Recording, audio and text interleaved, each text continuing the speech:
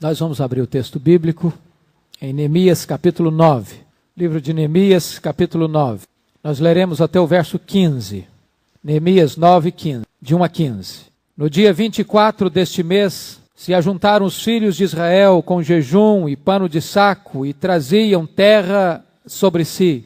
Os da linhagem de Israel se apartaram de todos os estranhos, puseram-se em pé e fizeram confissão dos seus pecados e das iniquidades de seus pais. Levantando-se no seu lugar, leram no livro da lei do Senhor seu Deus, uma quarta parte do dia. Em outra quarta parte dele fizeram confissão e adoraram o Senhor seu Deus.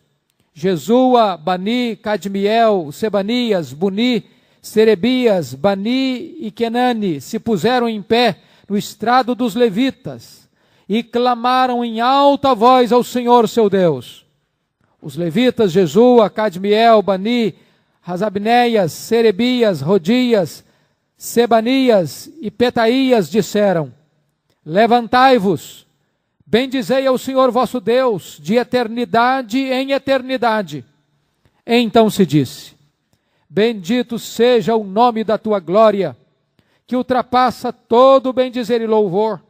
Só tu és Senhor, tu fizeste o céu dos céus e todo o seu exército, a terra e tudo quanto nela há, os mares e tudo quanto há neles, e tu os preservas a todos com vida, e o exército dos céus te adora. Tu és o Senhor, o Deus que elegeste Abrão, e o tiraste de Ur dos caldeus, e lhe puseste por nome Abraão. Achaste o seu coração fiel perante ti, e com ele fizeste aliança, para dares à sua descendência a terra dos cananeus, dos heteus, dos amorreus, dos cerezeus, dos jebuseus e dos girgazeus. E cumpriste as tuas promessas, porquanto és justo. Viste a aflição dos nossos pais no Egito, e lhes ouviste o clamor junto ao mar vermelho. Fizeste sinais e milagres contra Faraó e seus servos e contra todo o povo da sua terra, porque soubeste que os trataram com soberba, e assim adquiriste renome, como hoje se vê. Dividiste o mar perante eles, de maneira que o atravessaram em seco. Lançaste os seus perseguidores nas profundezas, como uma pedra nas águas impetuosas. Guiaste-os de dia por uma coluna de nuvem, e de noite por uma coluna de fogo, para lhes alumiar o caminho por onde haviam de ir. Desceste sobre o monte Sinai, do céu falaste com eles, e lhes deste juízos retos, leis verdadeiras, estatutos e mandamentos bons.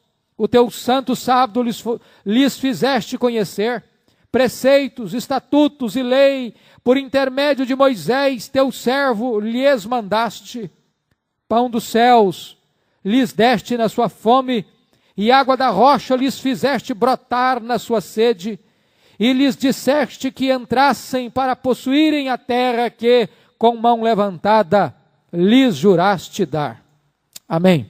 Nós vamos meditar sobre o tema, o quebrantamento do povo e a exaltação de Deus. O quebrantamento do povo e a exaltação de Deus.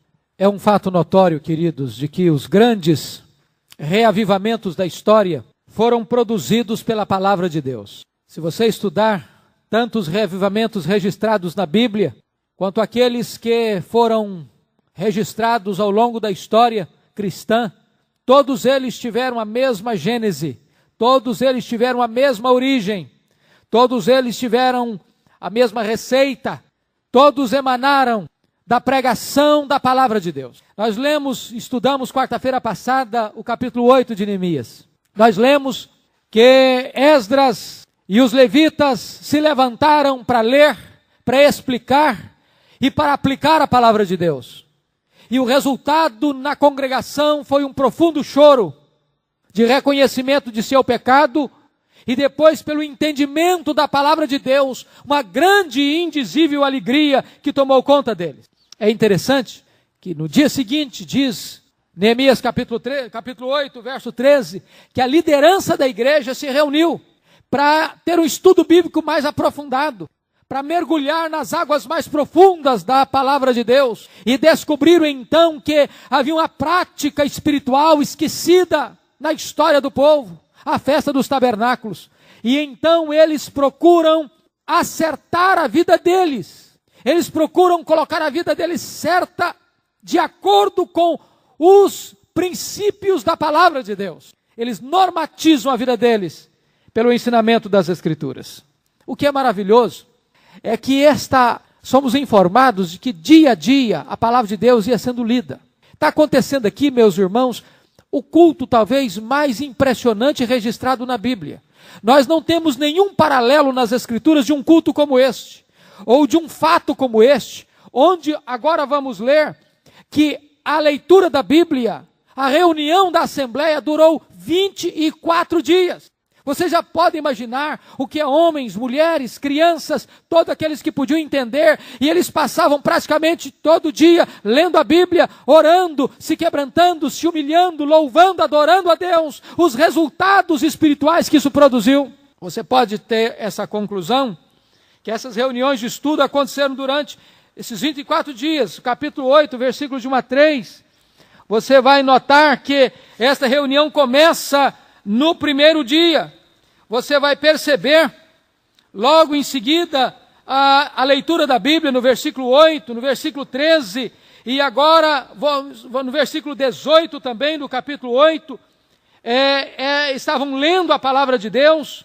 Agora no 24º dia, este grupo está reunido, depois da leitura, depois do entendimento da palavra, e a Bíblia diz que eles saem da festa para o jejum.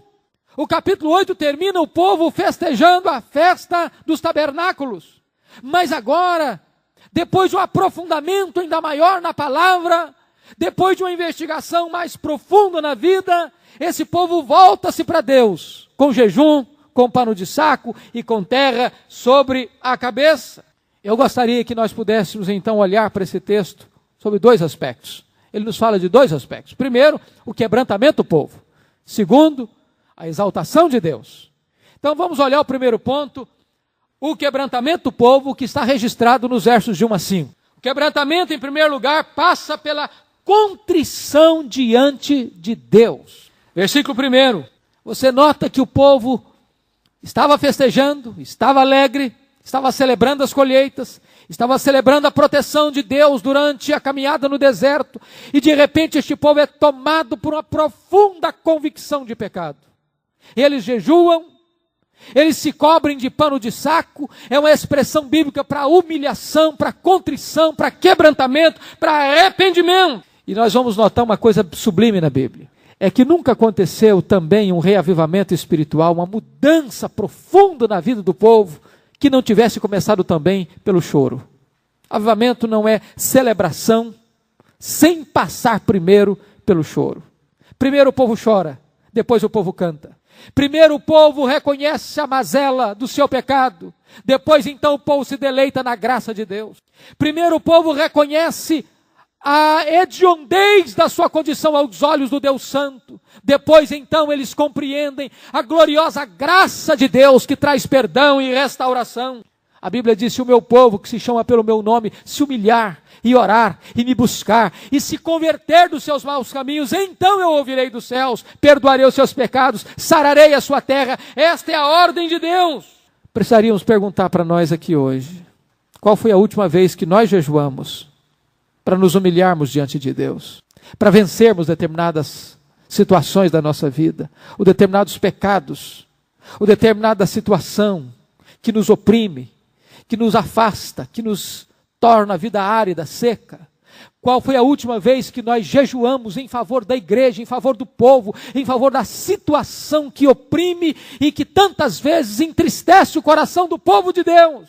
Segunda coisa, irmãos, que nós notamos é que o quebrantamento passa por uma separação de tudo aquilo que Deus condena na sua palavra. Veja o verso 2. Os da linhagem de Israel se apartaram de todos os estranhos.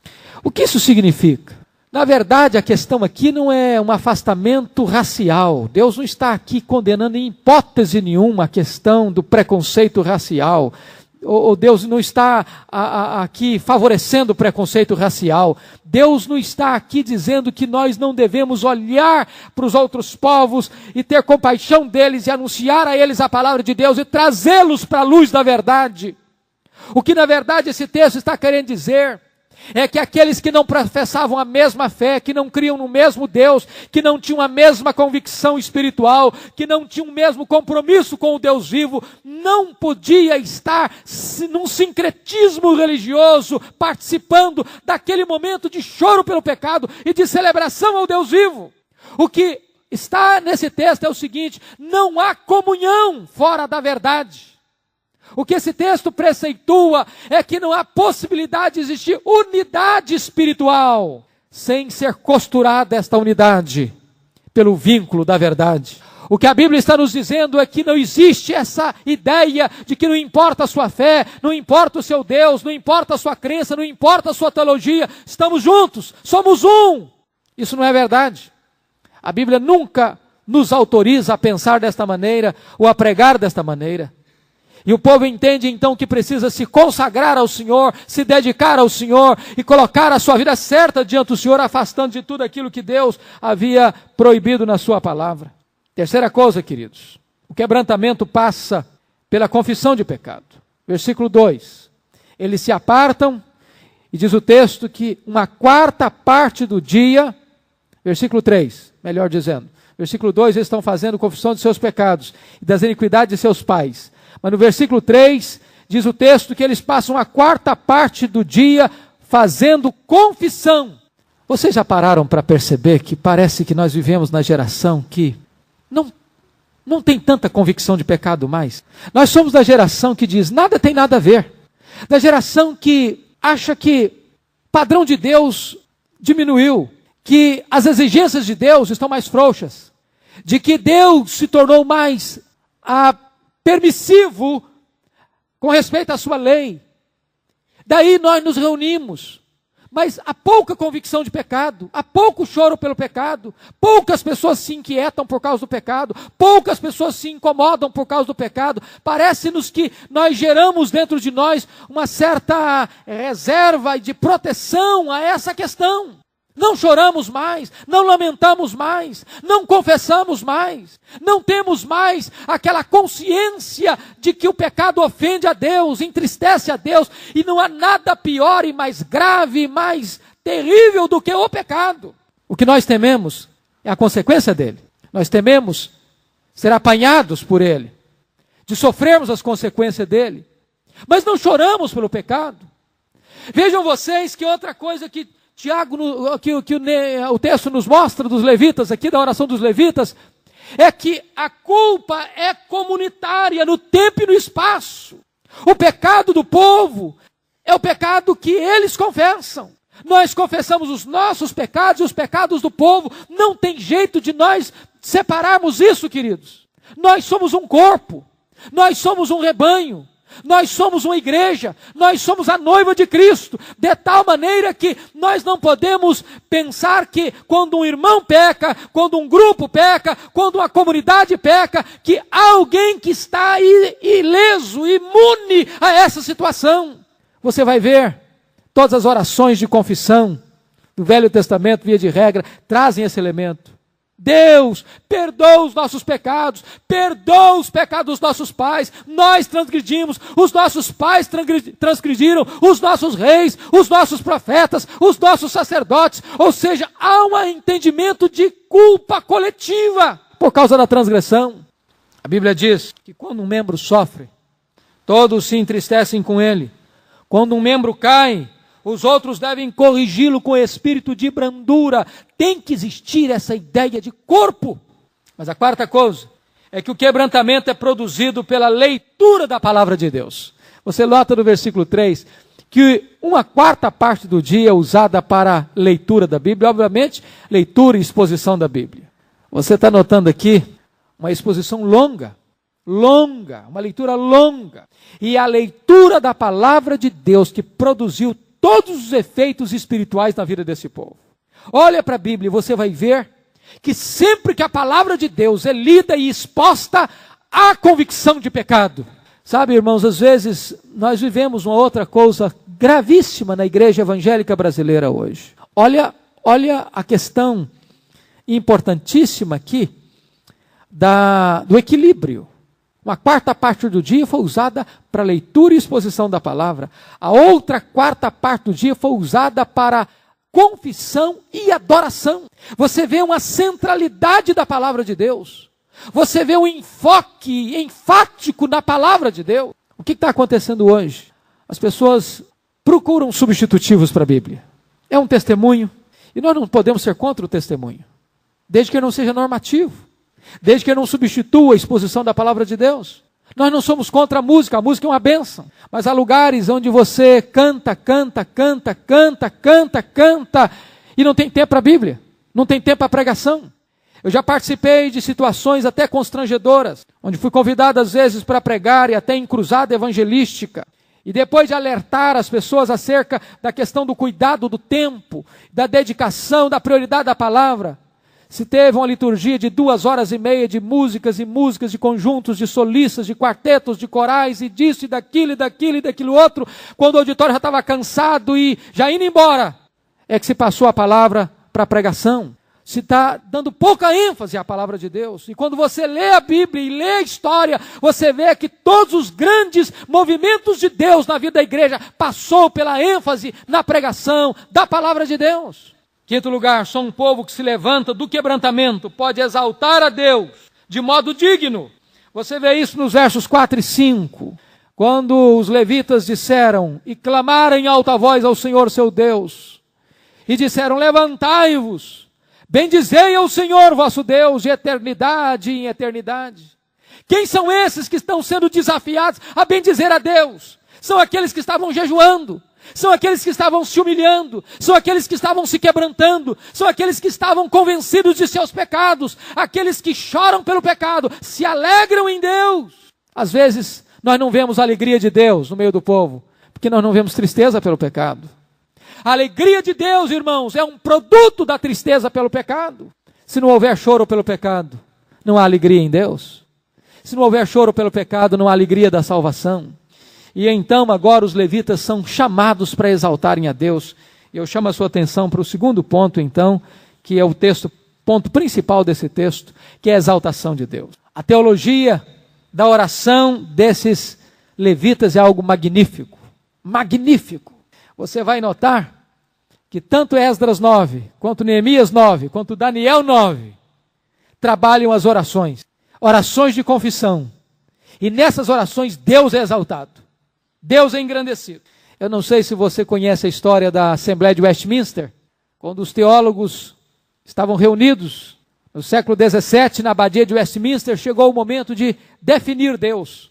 Como definir Deus? Nós temos poucas definições de Deus na Bíblia. Deus é luz, Deus é amor, Deus é espírito. E os teólogos debateram, pensaram, refletiram. Como nós vamos definir Deus? Então eles pararam aquela assembleia e começaram a orar ao Senhor. E alguém começa a exaltar a Deus na oração. E a oração então foi apanhada como a definição de Deus que nós temos na nossa confissão de fé e nos nossos catecismos. É quando você ora que você tem a mais clara compreensão da teologia acerca de Deus. E eu gostaria de chamar a sua atenção para o conteúdo da oração desses levitas acerca de Deus. Quem é Deus na oração desses levitas? Vamos ver. Primeiro lugar, versículo 6. Deus é o Criador. Só Tu és, Senhor, Tu fizeste o céu e o céu dos céus, e todo o seu exército, a terra e tudo quanto nela há, os mares e tudo quanto há neles. Coisa magnífica. Esta verdade é a verdade primeira do cristianismo, irmãos. Nós às vezes não damos o devido valor a esta verdade. Os nossos filhos, desde o primário, recebem livros do currículo da escola, do primário, do ginásio, do ensino secundário, do ensino superior. E na sua vastíssima maioria, toda essa literatura vem embasada pela vertente evolucionista. Mas nós precisamos entender uma coisa. Nós não podemos crer na Bíblia pela metade.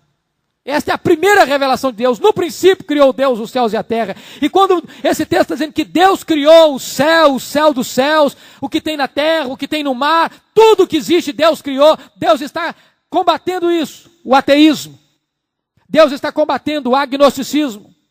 Deus está combatendo com isso todos os ismos, por exemplo, do panteísmo, que tudo é Deus e Deus é tudo. Está combatendo aí o que nós chamamos de deísmo, de que Deus criou, mas Ele não está presente, porque logo em seguida diz que Deus preserva todos com vida. Isso está combatendo, queridos irmãos, uma tese hoje muito comum até em certas igrejas evangélicas, o que nós chamamos de evolucionismo teísta. A ideia de que a vida começou com Deus, mas no estágio primitivo. Depois que Deus então deu origem à vida, a própria vida foi se evoluindo por si mesma, e então nós temos o universo no estágio em que se encontra. Mas, amados irmãos, a Bíblia é absolutamente categórica nesse sentido. No princípio criou Deus, Ele criou o céu, os céus dos céus, Deus criou as coisas materiais, Deus criou animais, Deus criou voláteis, Deus criou homens, Deus criou anjos, Deus criou todo o universo, as coisas visíveis e as invisíveis. Eu acho maravilhoso, porque até hoje a ciência não conseguiu mostrar para a humanidade este elo de transição. O homem veio de uma célula, depois o homem virou um girino, depois o homem virou um macaco, depois o homem virou homem. A pergunta é, onde está esse elemento de transição? As provas que tentaram dar caíram no ridículo. A Bíblia diz que existe mutação de espécie, mas não transmutação de espécie. Diz a Bíblia que as árvores iam produzir segundo a sua espécie. Os animais deveriam se reproduzir segundo a sua espécie. Você não vê um ser humano gerando um coelho. Você não vê um leão gerando um ser humano.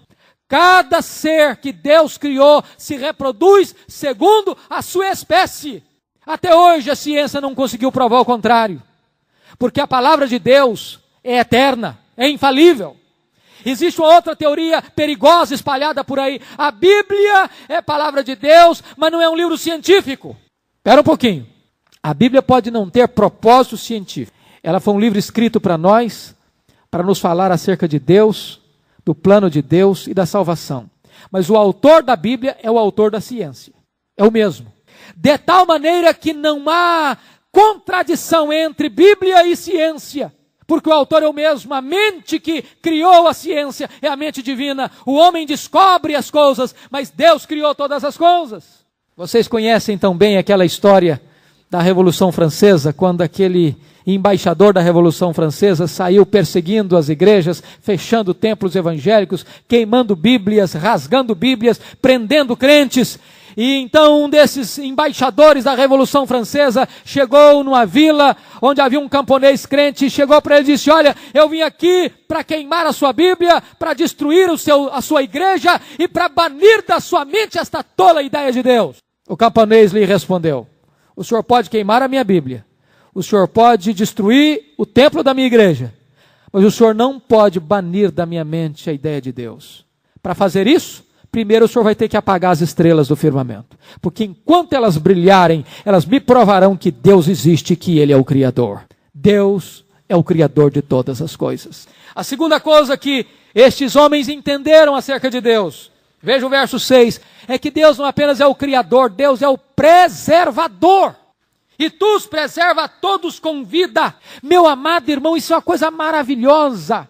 Diz o Salmo 104, verso 30, que Deus envia o seu Espírito e assim Ele renova a face da terra. Você sabe por quê? Que quando você pega um caroço de feijão e abre, tem vida ali dentro. O homem consegue fazer nave espacial, o homem consegue invadir o espaço sideral, mas o homem não é capaz de fazer um caroço de feijão que lançado no coração da terra possa brotar. Porque vida só Deus pode dar. É um atributo exclusivo de Deus, dar a vida. Ele preserva a vida. Ele que mantém o seu fôlego da vida. Ele quem faz com que a semente brote e haja pão na sua mesa. É Deus quem lhe dá a respiração. É Deus quem lhe preserva a saúde. É Deus quem lhe guarda. É Deus quem lhe abençoa. É Deus em que cumula toda a terra com a sua bondade. Ele é o Deus da providência. Ele alimenta os pássaros. Ele veste as flores. Ele alimenta os animais do campo. Ele é o Deus que a todos dá vida e preserva a todos com vida. Terceira verdade que esse texto diz é que esse Deus, versículo 6 ainda, ele é o Senhor. É muito importante entender isso, porque o entendimento na época lá, que o Senhor era o Artaxerxes, era o rei do Império Medo-Persa, ele que mandava e desmandava, ele que fazia e desfazia, ele dava uma ordem e as coisas aconteciam, ele dava uma outra ordem e as coisas mudavam. Mas o entendimento desses homens que são politicamente eles são servos do Império Medo-Persa, é de que o verdadeiro Senhor é Deus, quem está no trono é Deus, quem depõe reis é Deus, quem levanta reis é Deus, quem abate reinos é Deus, Ele é o Senhor. Esta é a grande mensagem de Apocalipse. Quando você lê no Apocalipse, a igreja entrando na grande tribulação, os selos começando a ser abertos, vem a guerra, vem a fome, vem a peste, vem a morte, vem o anticristo, vem o falso profeta, vem a grande Babilônia, vem o ímpio atacando a igreja, oprimindo a igreja. Mas antes de tudo, o céu se abre e João vê Deus assentado no trono e o Cordeiro com o livro da história nas mãos. Ele é o Senhor. A história está literalmente nas mãos do Senhor Jesus Cristo. Ele é o Senhor. Diante dele, todo joelho vai ter que se dobrar. Mas há uma quarta coisa, queridos. Há uma quarta coisa. Quem é Deus? Deus é aquele que escolhe, que elege um povo para si. Versículo 7, olha aí. Diz o texto: Tu és o Senhor, o Deus que elegeste Abraão. O Abrão, coisa maravilhosa. É a eleição divina. E veja bem, preste atenção nisso. Deus não elegeu você porque Deus previu que você ia crer nele. Os arminianos pregam isso. Que Deus escolheu você porque Deus previu que você ia crer. Se for assim, então a causa da nossa eleição seria a nossa fé. E não é verdade isso. A Bíblia diz lá em Atos 13, 48, que todos quantos estavam destinados para a vida eterna creram. De tal maneira que não é a fé a causa da eleição, mas a eleição é a causa da fé. Deus elegeu você e por isso você creu nele.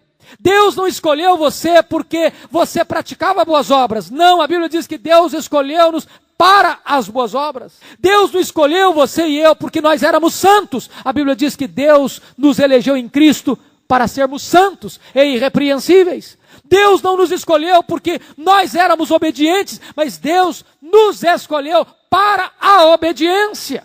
De tal maneira que a eleição de Deus é soberana, ela é livre, ela é graciosa, ela é incondicional, ela é cristocêntrica e ela é proposital.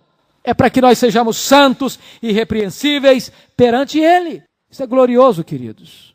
Antes de existir céu e terra, Deus já tinha amado você.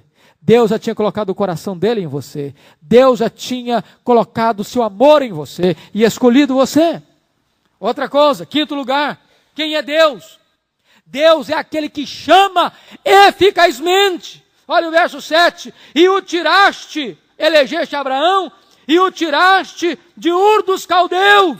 O Deus que elege é o Deus que chama.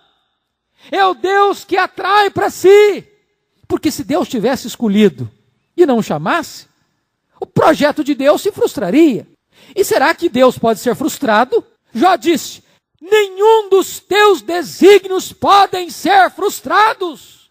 O nosso Deus não é um Deus fracassado. Não é aquele Deus que fica lá, coitadinho, achando que o homem precisa dar uma chance para Deus. Não, irmãos, não é essa a pregação bíblica. Não é o homem que dá chance para Deus. Deus é soberano, é Ele quem escolhe, é Ele quem chama. E quando Ele chama eficazmente, soberanamente.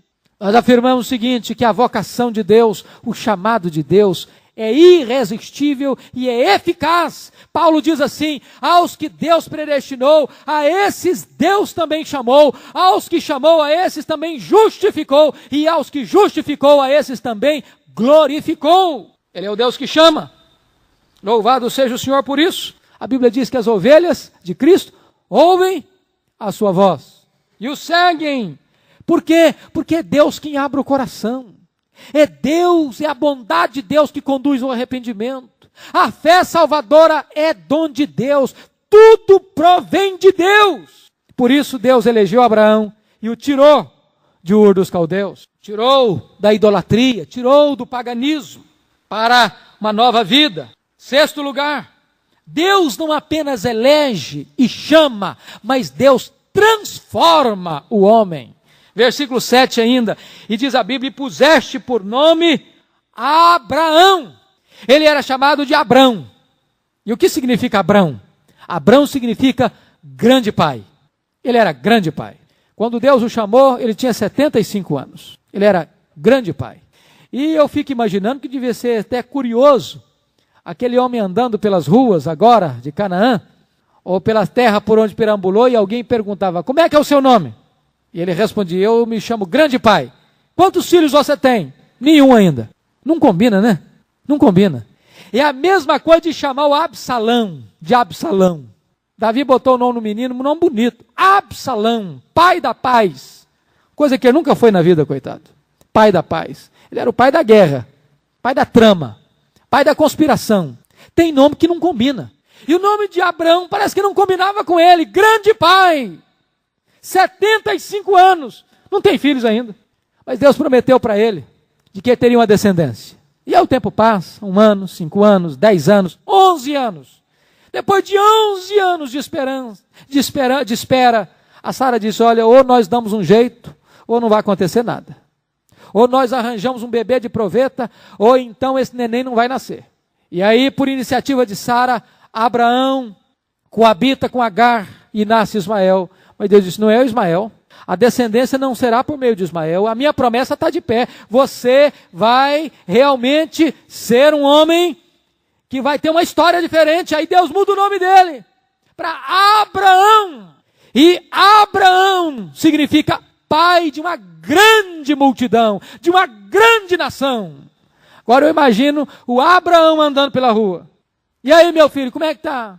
Quantos filhos você tem? Falou, olha, eu tenho um menino lá que não é o legítimo ainda não. Da promessa não veio ainda não.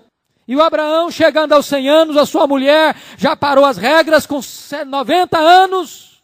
Mas a promessa de Deus está de pé. E você pode perguntar, mas eu não estou entendendo. Como é que Deus disse para o Abraão que a descendência dele seria numerosa, grande, pai de uma grande nação, e Deus um dia mandou ele sair da tenda dele e contar as estrelas do firmamento? Que negócio é esse? A Bíblia diz, lá em Romanos 2, 28 e 29, lá em Gálatas capítulo 3, versículo 29, lá em Filipenses 3, que todos aqueles que creem no Senhor Jesus, em todos os tempos, em todos os lugares, de todas as raças, são filhos de Abraão. É a família mais numerosa da terra. É a família de Abraão. Todos nós que cremos somos filhos de Abraão. Deus mudou a sua vida. Deus mudou o seu nome. Deus mudou a sua sorte. Deus cumpriu a promessa que lhe fizera. Você e eu somos a resposta de Deus para a promessa de Abraão. Mas, queridos irmãos, vamos olhar em 7º lugar. Este Deus, quem é este Deus? É o Deus fiel para cumprir as suas promessas. Olha verso 8. Achaste o seu coração fiel perante ti. E lá no finalzinho diz a Bíblia que fez com ele uma aliança e cumpriu as suas promessas, porque tu és o Deus justo. Meu amado irmão, tem nada mais gostoso do que você crer neste Deus que é fiel à sua aliança. Deus firmou aliança com Abraão, de ser o seu Deus, Deus da sua descendência, para sempre. Sabe o que significa isso? Que Deus está dizendo, olha, no momento que você se aliançou comigo, eu sou o seu Deus, eu sou o Deus da sua descendência, eu sou o Deus de seus filhos. Meus irmãos, a teologia do pacto traz para nós uma alegria, uma confiança, um descanso na alma, e deveria nos levar muito mais à oração pelos nossos filhos. Os nossos filhos fazem parte desta aliança e deste pacto. Foi por isso que quando o menino nascia lá em Israel, Deus mandava que ele fosse circuncidado ao 8º dia, e diz Paulo que aquela circuncisão era o selo da aliança da fé. Deus estava dizendo, o seu filho me pertence, o seu filho faz parte da minha família, o seu filho faz parte do meu povo. Quando chega no Novo Testamento, o apóstolo Paulo diz em Colossenses capítulo 2, que agora o sinal da circuncisão é o batismo. É por isso que nós podemos ter a alegria de dizer que os nossos filhos fazem parte da família de Deus, fazem parte do pacto de Deus, da aliança de Deus, porque Deus fez um pacto e Deus é fiel para cumprir esse pacto, porque Ele é justo. 8º lugar, queridos. Quem é este Deus que os levitas reconheceram? Deus é aquele que liberta o seu povo da aflição. Olha o verso 9. Viste a aflição dos nossos pais no Egito, e lhes ouviste o clamor junto ao mar vermelho. Seu Deus, querido, é o Deus que vê, é o Deus que ouve. Se você notar nesse texto, os verbos são todos da ação divina. Tu viste, tu ouviste, tu fizeste, tu dividiste, tu lançaste, tu guiaste, tu desceste, tu falaste, tu deste, tu juraste. É Deus que está em ação, é Deus que está em movimento, é Deus que está intervindo. Que coisa boa! Deus continua libertando, Deus continua quebrando cadeias de ferro, Deus continua abrindo portões de bronze, Deus continua despedaçando o cativeiro, Deus continua arrancando o seu povo da masmorra. Deus é Deus. E uma das características dele é libertar. E ele liberta. 9º lugar, quem é Deus? Deus é o Deus que opera milagres para revelar o seu poder. Versículos 10 e 11, olha aí. Fizeste sinais e milagres contra Faraó e seus servos e contra todo o povo da sua terra. Você já parou para perguntar por que o Faraó não deixou o povo ir logo da primeira vez? Você já parou para perguntar por que a Bíblia diz lá no livro de Êxodo que o próprio Deus endureceu o coração do Faraó para não deixar o povo ir? Se Faraó tivesse deixado o povo ir, logo que Moisés disse, deixa o meu povo ir, certamente a história registraria que o povo saiu por uma benevolência de Faraó. Uma concessão de um Deus para um outro Deus. Uma espécie de relações públicas na divindade. Os egípcios criam em vários deuses, num panteão de muitos deuses. E eles poderiam pensar, os nossos deuses abriram mão para o Deus dos hebreus. Então diz a Bíblia que Deus endureceu o coração de Faraó. E Deus então começou a enviar pragas sobre a terra do Egito. As águas se tornaram em sangue, vieram as rãs, vieram os piolhos, vieram as moscas, vieram as pestes dos animais, as úlceras, a chuva de pedra, os gafanhotos, as trevas e a morte dos primogênitos. 10 pragas, cada uma delas tirando o poder de uma divindade do Egito. Para que então a terra do Egito, o povo de Israel e a humanidade inteira soubesse de uma coisa: só há um Deus vivo e verdadeiro. Deus que salva, Deus que liberta. Com isso não estamos dizendo, queridos, que não haja poder nas trevas. É uma tolice nossa, é um ledo engano, fazer zombaria e escárnio com o poder das trevas, como muitas pessoas parecem fazer nos dias de hoje. Se você notar, quando Moisés chegou ao Egito, os magos também conseguiram fazer milagres. Eles conseguiram também transformar água em sangue. Eles conseguiram também multiplicar rãs. Mas quando chega a terceira praga, eles não conseguem mais. Sabe por quê? Porque o poder do inimigo é limitado. Louvado seja Deus. É limitado. Mas o poder do nosso Deus é ilimitado. Ele pode todas as coisas. Por isso ele operou sinais e maravilhas e milagres. E ele continua operando.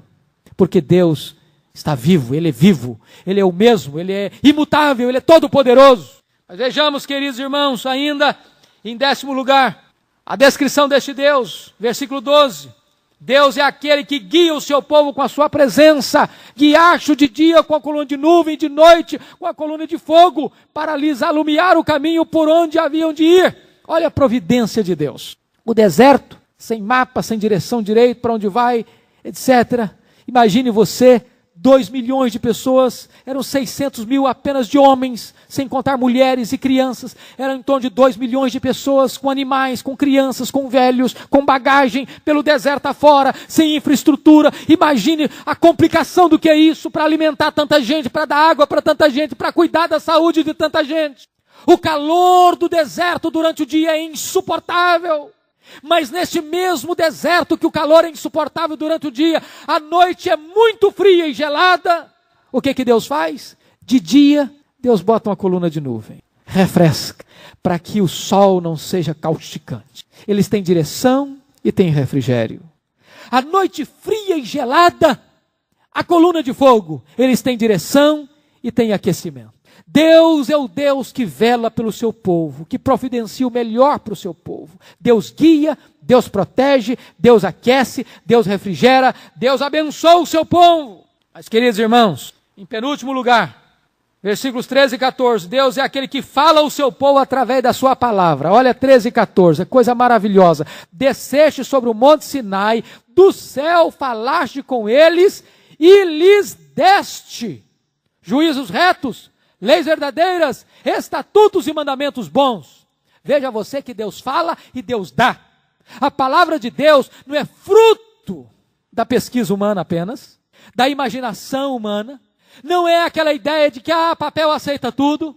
Os homens inventaram essa história e escreveram, como Rudolf Bultmann, um teólogo alemão que queria atentar contra a palavra de Deus, diz: não, o que está aí nos evangelhos não é o que Jesus ensinou, é o que os discípulos pensaram que ele ensinou. Tem mitos, tem erros. A Bíblia diz que Deus falou e que Deus deu a sua palavra. A palavra é dada por Deus. Esta palavra é gloriosa. E sabe, queridos irmãos, que coisa boa é que nós temos esta palavra que foi dada por Deus. Deus fala por meio da sua palavra.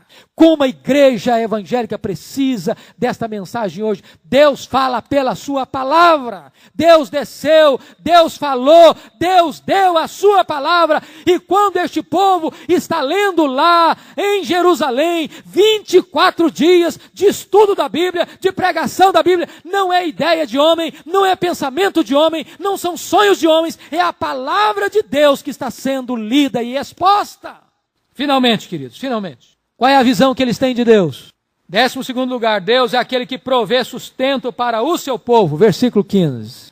Pão dos céus lhes deste na sua fome, e água da rocha lhes fizeste brotar na sua sede. Louvado seja Deus.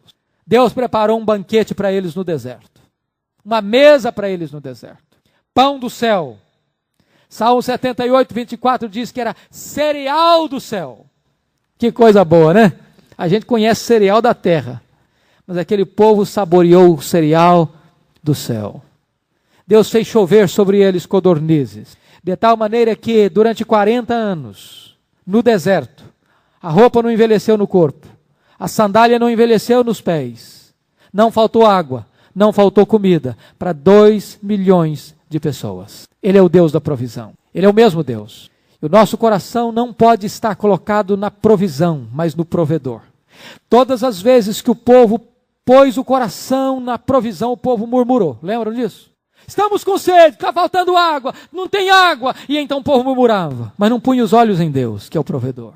Estamos querendo comer alguma coisa diferente. E o povo murmurou, mas não pôs os olhos em Deus, o provedor. Não confie no seu dinheiro, querido. Não confie no seu salário.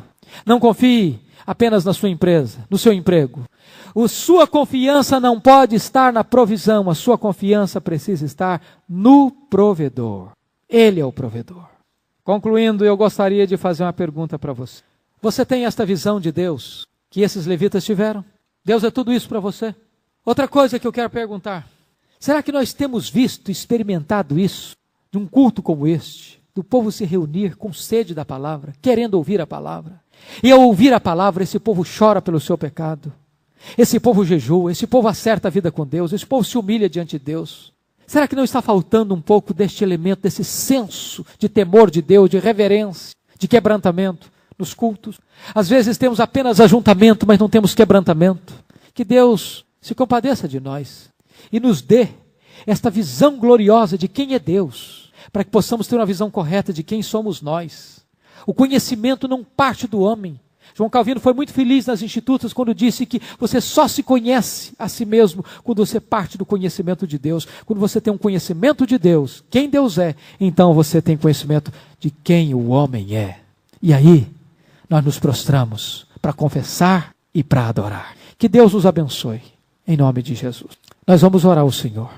Se você quer vir aqui à frente para orar comigo, vamos orar ao Senhor. Deus bendito, nós estamos na Tua presença nesta noite, recordando história tão sublime de um povo que se volta para Ti para ler a Tua palavra, para rever valores, para voltar à prática de obras que tinham sido esquecidas, para se devotarem a Ti, para acertarem a vida contigo, para Te buscarem com jejum, com quebrantamento, para compreenderem a Tua grandeza, a Tua majestade, as Tuas gloriosas obras. E E nós estamos aqui como igreja, Senhor, pedindo a Ti que Tu ilumines os olhos do nosso entendimento, para que também ao lermos e ouvirmos a Tua palavra, possamos afinar o nosso coração, a nossa mente, a nossa vida com os ensinos da Tua lei. Meu Deus, não deixe que sejamos apenas ouvintes da Tua palavra. Deus, que a nossa teologia nos ensine a viver melhor, que o conhecimento que temos da Tua palavra nos ajude, Deus, a confiar mais em Ti. Que não seja apenas conceitos teológicos na nossa mente, mas que estas verdades desçam ao nosso coração e sejam transformados em prática de vida no nosso cotidiano. Deus Santo, firma os passos desta igreja na Tua palavra. Não permita que nenhum de seus membros se desvie, meu Deus, nem para a direita, nem para a esquerda. Fortalece a Tua igreja, para que ela seja fiel ao Deus fiel, para que seja uma igreja temente a Ti, meu Deus, uma igreja obediente, submissa à Tua palavra, uma igreja que tenha coragem de vestir-se com pano de saco e cinza, da humilhação, do arrependimento, do quebrantamento, do choro pelo pecado, para que possa também cantar e exultar em espírito na adoração ao Teu nome. Deus, temos pecado contra Ti, os nossos pais pecaram contra Ti, meu Deus, a igreja evangélica tem pecado contra Ti, temos entristecido o Teu Espírito, Senhor. Tantas vezes, Deus, nós não vemos o vento do avivamento soprar sobre nós, porque o Teu Espírito Santo tem sido entristecido, desobedecido, ofendido pelos nossos pecados. Perdoa-nos, Senhor. Restaura a nossa sorte. Tu és o Deus que sonda. Meu Deus, nós Te rogamos que a Tua igreja possa ser limpa, para que a Tua igreja possa, meu Deus, se humilhar sob a Tua poderosa mão. Que todo o pecado oculto, Senhor, seja retirado, para que haja cura e restauração para a Tua igreja. Oh Deus Santo, compadece-te de nós, compadece-te do Teu povo, Senhor. Nós oramos por aqueles que estão aflitos nesta noite. Tu sabes as lutas do Teu povo, meu Deus. Tu sabes as angústias que tantas vezes assolam o coração. Problemas de enfermidade, problemas financeiros, problemas conjugais, problemas com os filhos, problemas com os familiares, problemas de toda ordem que nos assolam. Além disso, Senhor, o nosso pecado que tenazmente nos assedia. Oh Deus, socorre o Teu povo, fortalece o Teu povo, aviva a Tua obra, Senhor, em nossos corações. Muito obrigado, porque Tu és o Deus da aliança, porque embora sejamos fiéis tantas vezes, Tu permaneces fiel. Glória ao Teu nome, porque a nossa segurança depende de Ti, meu Deus, e Tu és o Deus imutável, o Deus misericordioso e compassivo, benigno e rico em perdoar. Glória ao Teu nome por isso. Alegra nossa alma nesta noite, Senhor, e sustenta a Tua igreja, em nome de Jesus.